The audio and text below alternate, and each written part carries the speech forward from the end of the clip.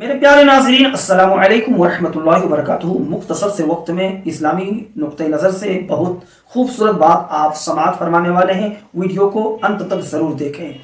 حضرت ابراہیم علیہ نبی علیہ السلام نے جب خواب دیکھا کہ میں اپنے بیٹے کو اپنے ہاتھ سے ذبح کر رہا ہوں، اس خواب کو اپنے بیٹے سے بیان کیا، اور آپ کے اس صابر و شاکر بیٹے نے بھی کیا جواب دیا، ستجدنی انشاءاللہ من الصابرین۔ اے میرے باپ، اے میرے پدر بزرگوار، آپ کو آپ کے رب نے جس بات کا حکم دیا ہے اسے کر گزریے، انشاءاللہ رب نے چاہا تو مجھے آپ صبر کرنے والوں میں سے پائیں گے۔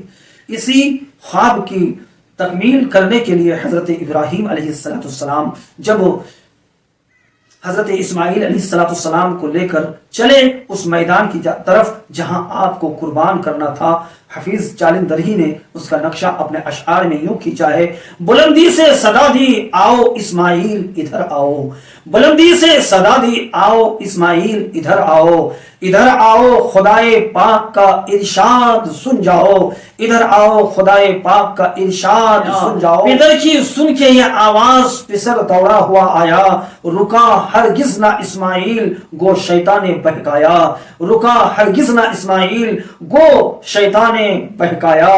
پدر بولا کہ بیٹا رات میں نے خواب دیکھا ہے، پدر بولا بیٹا رات میں نے خواب دیکھا ہے، کتاب زندگی میں ایک نرالا باب دیکھا ہے، کتاب زندگی میں ایک نرالا باب دیکھا ہے۔ جب باپ نے اپنے خواب کو بیٹے کے سامنے ذکر کیا، وہ صابر و شاکر بیٹے نے کیا جواب دیا، قرآن نے ان الفاظ کو اپنے سینے میں نقل فرمایا ہے۔ اللہ کا ارشاد ہوا: ستجدنی انشاءاللہ من الصابرین۔